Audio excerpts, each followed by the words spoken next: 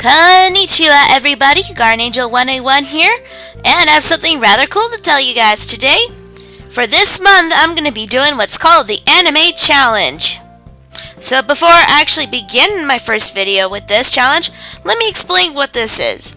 The Anime Challenge is something often done on social media like Facebook or iFunny or something like that. Every day the person taking the challenge gets a topic and lists an anime related to it. I decided to do this in a video form, but because of the format, I'm not just going to name an anime and be done with it. I'm going to talk a little bit about it, not only to explain my reasoning, but also hopefully to spark some interest and discussions for the titles. So, since I don't want one video with 30 days worth of information, which probably would last a few hours to be honest, I'm going to do one video every day. You know, kind of like Nostalgia Critic's Disney-cember. To do this, I also made a bit more of a challenge by laying down a few rules for myself. Now these rules, I'm only going to say this once because I just don't want to repeat myself. You know, I will probably remind you guys from time to time. But here they are. Rule 1. One anime per answer. I know there will be a few times where I want to repeat myself, but since I'm trying to bring light to different titles, I'm only going to use one per topic. Number 2. Don't use an anime you've already talked about in the previous video. Yep, that's right, any video with a focus on anime, such as Sailor Moon and Escaflowne, are out. You've already heard me talk about those a lot, so if you want to know what I think of them, go check out those videos.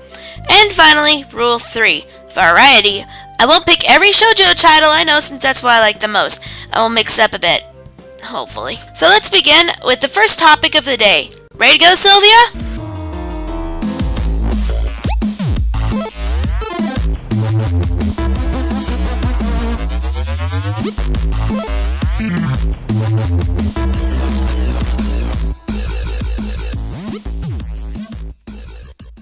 So for those of you who might have seen my first episode of Lady Otaka Presents, Sailor Moon was my first anime. However, because I talked a lot about it in that video, and we'll talk about it a lot more later on in the future, I'm not going to talk about it today. Since I've talked a lot about Sailor Moon in my other video, I'm going to steer away from that and talk about another anime that I started watching around the same time, Cardcaptors, or by its manga name, Cardcaptor Sakura.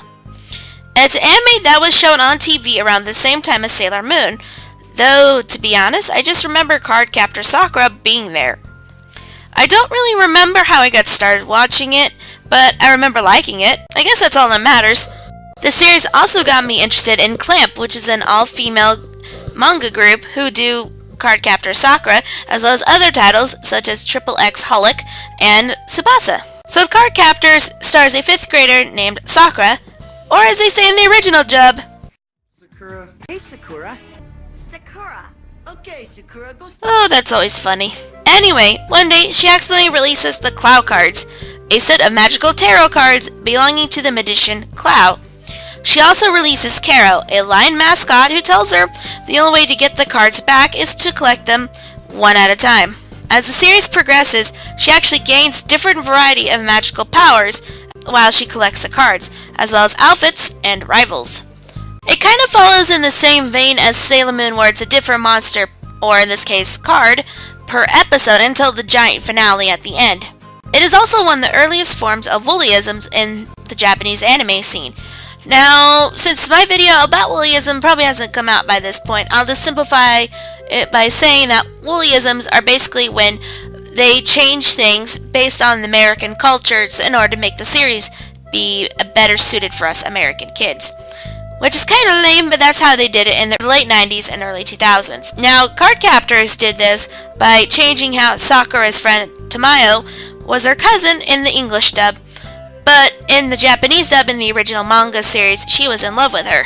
Hey, now I think about it, that sounds a little bit like something else I've seen before. What was it? I guess I'll figure that one out later. Another fun fact is that Sakura and her rival-turned-friend Lee appear in another one of Clamp's stories, Tsubasa, as main characters. Tsubasa is a series created by Clamp that kind of works like Cartoon All-Stars, where a lot of their popular cast of characters show up from time to time in this epic crossover, And if you haven't checked it out yet, it's another series I would suggest. Cardcaptors itself is a classic magical girl story, and it's a good watch for those of you who want to expand on the magical girl genre, especially now that they have that new series out, the Clear Card series. So if you haven't checked it out yet, I'd say give it a try.